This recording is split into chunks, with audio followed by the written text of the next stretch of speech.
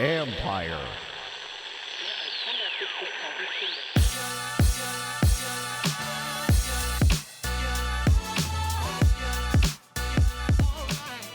Welcome to another edition of College Park. I am Kevin McClinton with my co-host Darren McClinton. What's up, man? What's going on, man? Oh, how about that game last night? Oh my goodness. They're playing well. They're playing really, really well. 9 in a row. 9 in a row. And all of Terps Nation right now I know is so ecstatic about just the way they're playing and the attitude and the moxie and the swag that they're demonstrating on the court. I'm excited, man. There's a lot of good things coming. A lot of basketball still needs to be played, but I know you got to feel real good about where Maryland is right now. I'll tell you what, Penn State lost, so now Maryland is 2 full games ahead in the loss column, solely sitting in first place. Yeah. And my man Stix had a big part in that. Oh my goodness. What kind of game was that? 22 and 19? Is that what it was? Yeah, he had his 9th straight double-double. He had his double-double in the first half. He had like 10 or 12 rebounds in the first half. Yeah. On his way to a very memorable game. And that's what great players do. They find a way to put their stamp on the game early, and that's what he did. You know, you can see his game. He's got so much confidence right now. You know, and he feels good about where he is. You know, he's doing things. I mean, he's looking for his shot. He's rebounding. He's playing great defense, and that's what you want a great player to do, is to find a way to put a stranglehold on the game and lead his team. His first bucket was a 3, kind of near the top of the key over on that right slot. Yeah. And it was just all net. And there's no hesitation on his shot. Not at all, right? And then he got a couple really nice highlight reel alley-oop plays from Cowan. I mean, those guys are on the same page. We talked about it in the last segment, podcast, man. It was those guys are they know what each other are doing. So it's a beautiful thing to watch. And when they're playing like that, it's the best inside-outside combination in the country. Yeah, I think we got to look at Maryland as one of the top teams in the country. And I mean, I say top teams in the country. I mean a legitimate threat to win the national championship. If they can continue to take care of business. Yeah. You know, and Stix is a Wooden Award finalist. They've narrowed it down to 20, and you know he started off the season a little bit slow. He's been coming on like gangbusters. I mean, 9 straight double doubles. Yeah. You know who the last person to get 10 straight was? Who? Tim Duncan. Wow. And now he's putting himself in that kind of conversation. You know, rubbing elbows with these kind of names. Right. You know what I mean? Joe Smith, Right. Tim Duncan. He's having a hell of a season. He is. I can't think of a season like this in a long time for Maryland. You're right. I can't think of one. Especially from a big. I mean, I can't think of – he's really – Now he's put the work in, Kat. He has. He has. You can see he's put the work in for sure. You know, we're going to talk to Rasheed Wallace in a little bit. Rasheed Wallace, I know all the Terp fans, when they hear that name, they have nightmares about facing number 30 in that baby blue. Yeah. But Rasheed had a chance to work with him for a couple of summers with the Nike Skills Academy.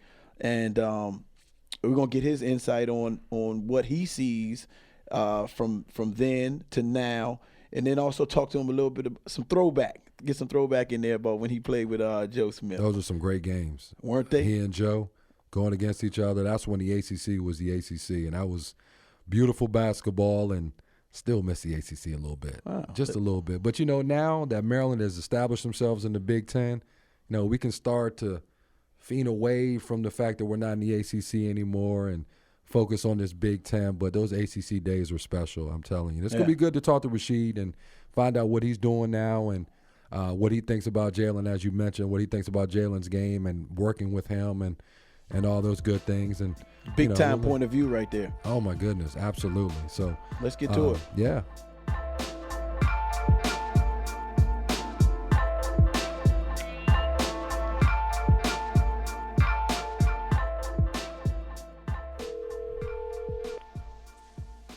Yo.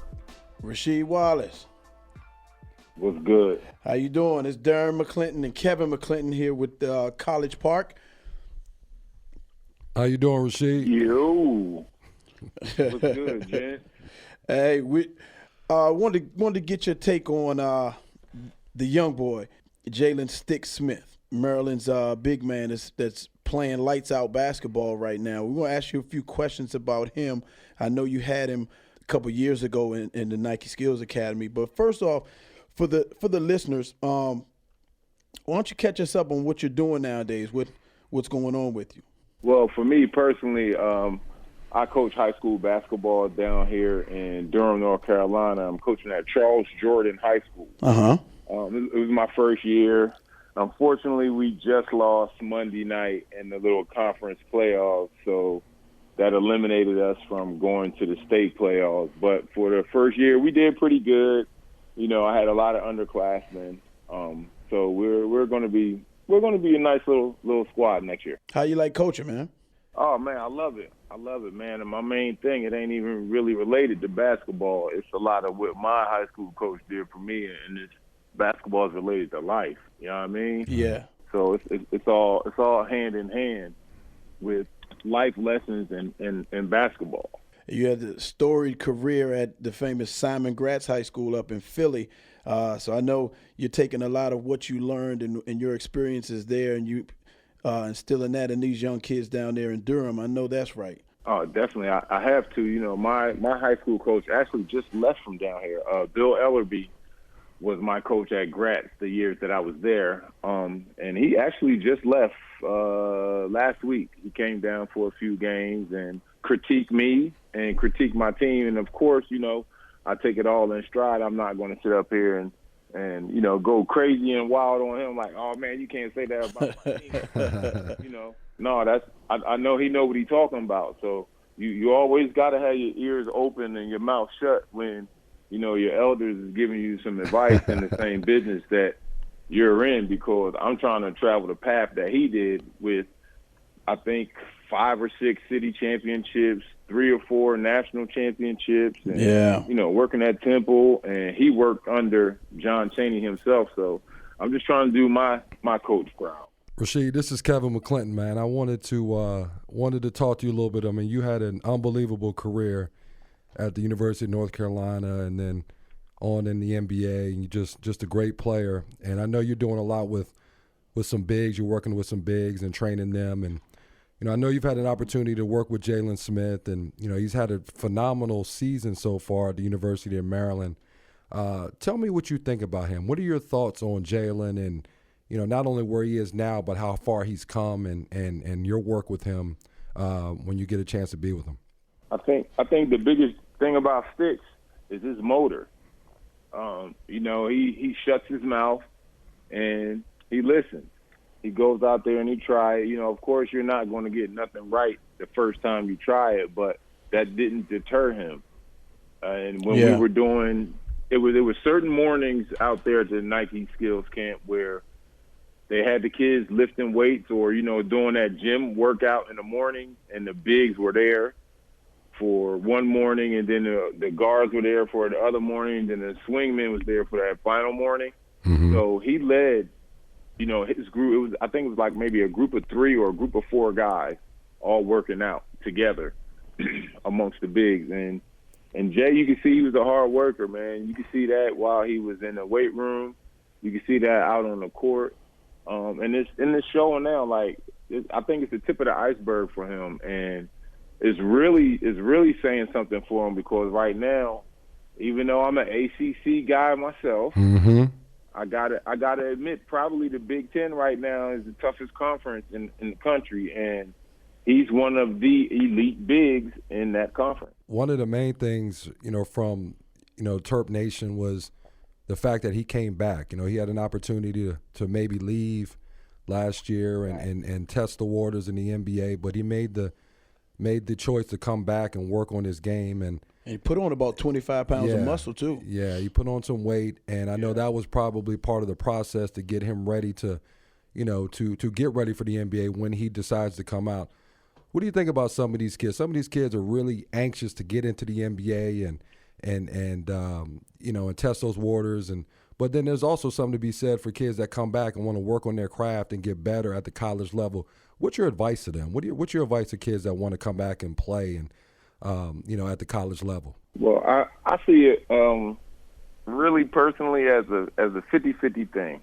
I roll with both sides. I'm with the kids. Like if that's his dream or his parents' dream to see his name on the back of an NBA jersey on TV on Sunday afternoon, on Thursday night with Barkley and Kenny and them, then I'm not one to deter him from that dream. I'm going to just try to either, one, do the best that I could do to prepare him, or two, share words of wisdom with him with the things that he's about to go through being 18 years old. Right. So then with the guys who do go back to school, of course, that's also great as well, because now you're working on your craft. That means you have somewhat of a little bit of sense, and you're honing in on your craft more. Right. What am I good at? When you're a freshman, unless you're a 5-star freshman coming in there, then, hey, that what they could do. But if you're not and you're working on that craft, then you know what you have to do. Your specific part of the game, what you bring to the team. And I think it's nothing wrong with going back to school or staying, 2 or 3 years and then going to the league. And obviously, as y'all just mentioned, Stix put on about 20, 25 pounds, and we know it ain't fat. So it's all muscle. He's still getting up and down that court. Yeah. So, and that's great stuff, Sheed, man. And last night, he had a monster game. Stix had 22 points and 19 rebounds against Northwestern. And I know all the fans were just hoping that ball will come off one more time so he can grab that rebound and get 2020 game. If he would have gotten that, he would have been the first Terp to have a 2020 game since 1995. Now we're going back to your time and with Joe Smith. So tell the listeners a little bit about your battles with Joe Smith back in the Dean Dome and then the Cole Fieldhouse. Actually, my battles with Joe Smith started before that, when we were in basketball camp. 5-star and things like that up in Homestead. But when Joe was at Maryland, he had let me see. All right, I'm reaching, but I'm trying to remember the starting five. I know it was Keith Booth, X-Ray, Johnny Rhodes, Jay Rhodes, and I can't. Dwayne Simpkins. Simpkins. Yeah. Yes. Yeah. Okay, but they were more formidable foes. Yep. To be honest, Joe was one of the leading scorers in the country at that time. I think he was averaging like 25 at least, 25 and 12 or somewhere in that neighborhood. But yeah, it was always some great games against those guys because a majority of them was DMV kids. Right. Yeah. So with them playing at home, I got to rep my squad. And with me playing against a lot of them in high school and, high school tournaments and summer leagues and all that jazz, it just made it better. And that was when guys were playing basketball. No, I'm not going to let you have this 2 points or this. No, I'm not going to let you do this crossover move or whatever. No, we're going to ball today. Right. Well, I know one thing, Rasheed, that really has stood out to me is the fact how the NBA has changed.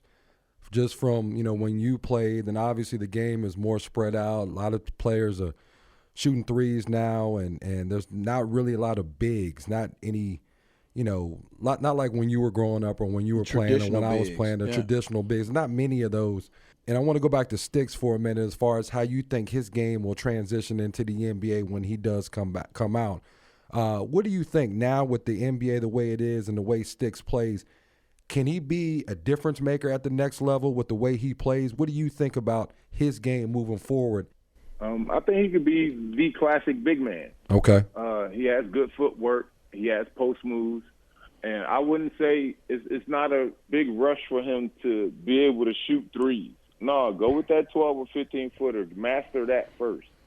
You have to be a first-degree black belt before you can become a second-degree black belt. So master that mid-range game first, and then it's going to be selective plays depending on your coach where you might step out to the corner or something like that. But I think if he remains down low, he can definitely become a household name in the NBA because he's athletic. He's about 7'1", good strength, good speed, a good knowledge of the game, good know-how, good knack, and he doesn't step outside of his range. And what I mean by step outside of his range, he stays within his game. He knows what he's good at. He knows, all right, if I run the floor, I can get early buckets, boom, go in here, bang for a couple rebounds, this and that. He knows his game. He doesn't do anything where you look at him, in my opinion, he doesn't do anything where you look at him where you're like, man, what are you doing, son? Right. You know, you're not getting on him about something. So, but then again, I'm also looking at it from the outside in. I'm not in Maryland's practice every day, or I'm not watching Maryland's game all the time. So I'm just going off of the few games. I've seen Stix play maybe about 5-6 times this year. Okay. Yeah. Well, that's good stuff, Sheed, man. I want to thank you for taking the call and giving us a little bit of insight from your point of view. I really think that Stix is going to, close this season out and have one of the better seasons that a Maryland Big has had in the history of this program. And, I know he worked with you, and I want to congratulate you on what you're doing down there with your high school, and continue to do the things with the Nike Skills Academy. And I'll see you in a little bit this summer. Oh, definitely, D-Mac. Appreciate you too, Kev. Thanks a lot, Sheed. I appreciate you, brother, man. Have a good one. Way to keep doing what y'all doing, man. Thank you, man.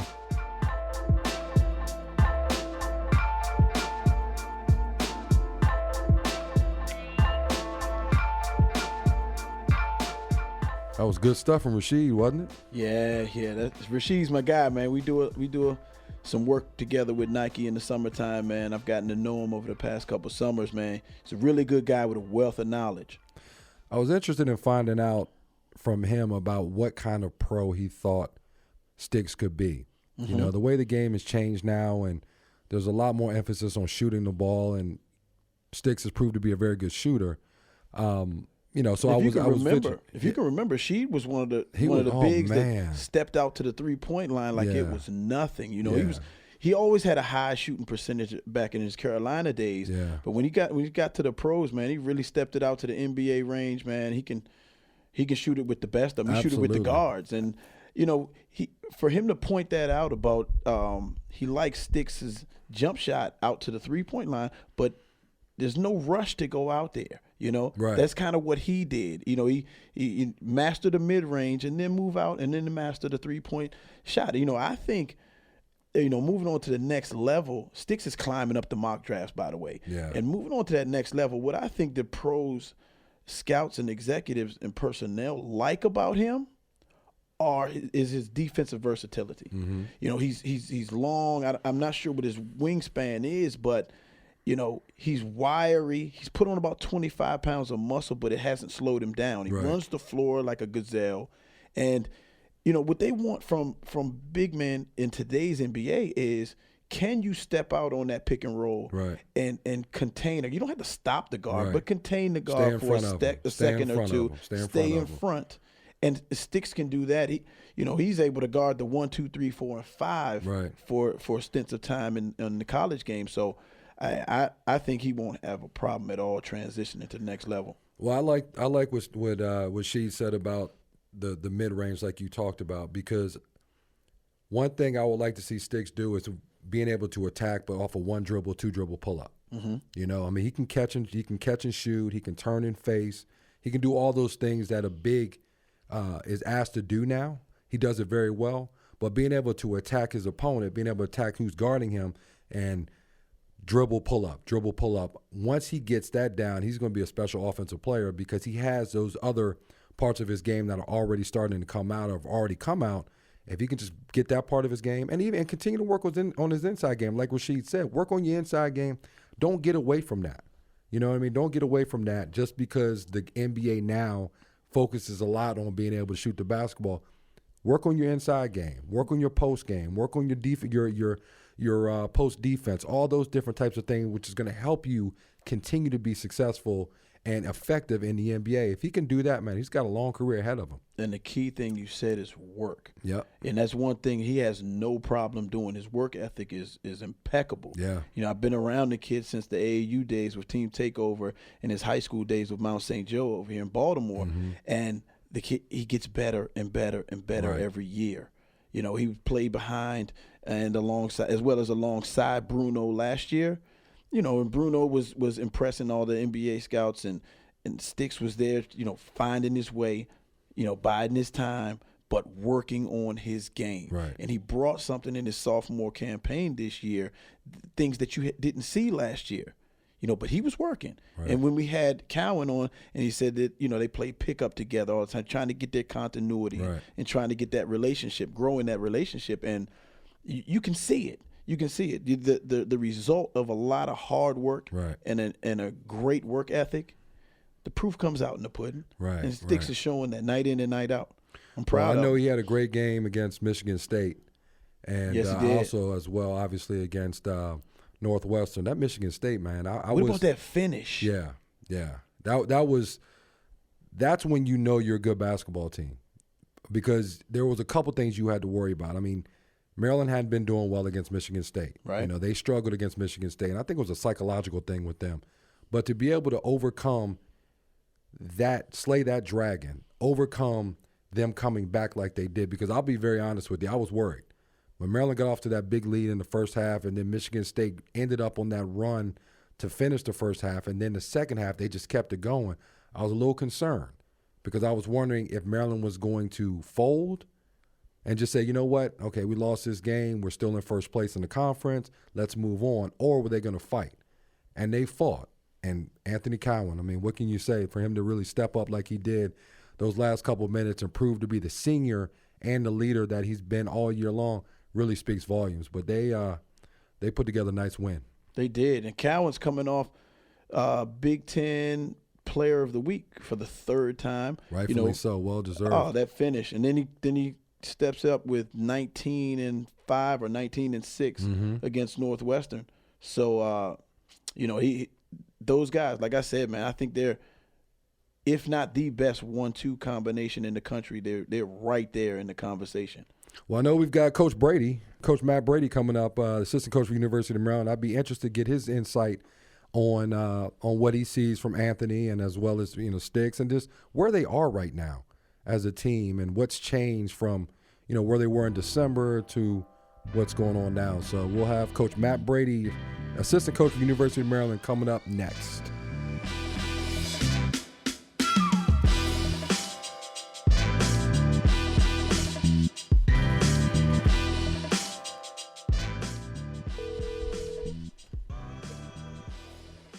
Darren, how you doing? I'm good. Coach Brady. Yeah, how are you, my man? All good? I'm doing great, man. I'm here with my brother Kevin, and we're Hey, Kevin. How you doing, Coach? And I know you. I'm doing great, Kevin. Coach, have you come down from the victory last night and that big victory up in Michigan State yet, man? Darren, in this league, if you don't come down mighty fast, you're going to fall the next game out. So it was great for a few hours. We all woke up. We're back to work. The good thing is we do have a few days of preparation for our next opponent, the Ohio State Buckeyes. Coach, I wanted to, first of all, congratulations. You guys have had a phenomenal season so far, and I know as a coach your work is never done. You're always looking to the next opponent, trying to figure out, how to get that next victory. But, kind of right now where you guys are, being the seventh ranked team in the country, what's the mindset? I think that, I know Terps Nation wants to know, like, really, what are you all thinking as far as, what's the mindset in that Maryland locker room? How are you guys feeling right now about the way you're playing? Well, we obviously love the record. We do think we've played well, Kev. We know that we've got to continue to play with grit and toughness. But it's a very together team. It's a great locker room. Every guy on this team, whether they get in or they don't get in the game, they all recognize they're a huge part of our success. And we're going to just have to continue to work really, really hard. The next 5 games we play are basically at-large opponents. These are 5 teams that are going to play in the NCAA tournament. Yeah. By all estimation. So, and now we're the hunted, and we're the circled group, with these next opponents. So we're going to continue to fight as hard as we can. We're going to stick together. Adversity is always right around the corner, so we're going to hope we continue to play well. Yeah. Let me ask you this. I know, in December, right around that time, it was a little bit, there's some adversity you guys are dealing with. I know the Mitchell twins and that whole situation. I think you all had a couple games that you lost. What changed in that locker room? I mean, you guys are a totally different team now from where you were in December and early January. What changed? What happened to you guys to really propel you to where you are right now? Well, I do think the attitude became, right after Christmas, because we came off a really disheartening loss at Seton Hall University where we played poorly. We didn't play with the energy that Coach Sturgeon expected us to have. And then when we came out of Christmas break, we met as a group. We met as, the players met, the coaches met. We met as a program. And we all said that we knew we needed to play better basketball, but we needed to play with great heart and determination. And Coach Sturgeon uses the word grit, kind of our buzzsaw word for the season, that we need to play with more grit. And I think once we got the attitude right after Christmas, this is a group that's been 100% all bought in.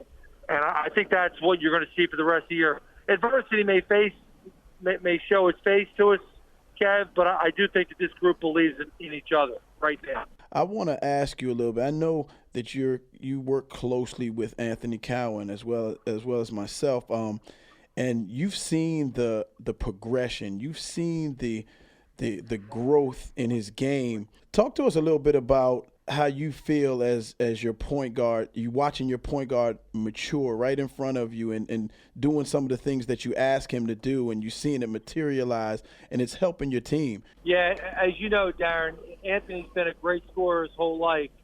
What this group needed was facilitation from him. He's got such a terrific basketball IQ. He's such a competitive guy. I think the previous 3 years, as he's competed, he's recognized he's been able to score, and he's used his scoring prowess to try and help propel his team to victory. But I think really this first year, this is the first time he's really tried to get everybody involved, and he's done it from the very beginning of the game. And his passing across the court and into the post and his lob pass, to me, it's really the great, story to be told about this team. Obviously, Stix has been phenomenal, but Anthony Cowan taking a step back and not being quite as aggressive a scorer, but a much more involved passer has been really the key to our improvement as a team. No, I agree. Yeah. Coach, you had a big part of that, no doubt. Yeah, he has, absolutely. He gets humble every now and then, but he knows the impact he's had on Ant. Coach, last thing I want to ask you is, from an assistant coaching standpoint, you guys are kind of in the background. The head coach gets a lot of credit, but you guys really, really put a lot of work in as far as recruiting and scouting and putting together game plans, things of that nature. Tell us a little bit about what your role is as far as for the Terps and what you really focus on to help Coach Sturgeon and help this team be successful. You know what? It's interesting you should ask. We have a group that comes in almost every night of the week, and I try and be there as often as I can when I'm not out recruiting. I'm actually in Philadelphia getting ready to walk into a game now, Kevin. Okay. We have a group of 6 or 7 guys that come almost every night before a game, night after a game, nights like tonight, and it's really been fascinating to watch. And I'm just there as a positive force, let those guys know that their work is valued, it's seen, it's appreciated. And if I can add anything to the mix, that's been great. But so the player development thing is a big part of what we're trying to do with Maryland. We're trying to improve in all facets of that. And the recruiting, as I just mentioned, I'm walking into a game up here in Philadelphia. Coach Sturgeon's out, Coach Bino's out, Coach Gray. We're all working as hard as we can to make the product as solid as we can. Well, you guys do a great job as a Maryland alum. I really like what you guys are doing, man. We're all proud of you, and we're looking forward to the rest of the season and really how far we can go. But kudos, man. Congrats to the season so far. Thanks, but I know we got a lot of work to do, but I know you got to go. But I appreciate you coming on the show, my man. Kevin and Darren, you guys are the best. All us Terp fans out there, we love you guys. Thank you, Coach. Appreciate you.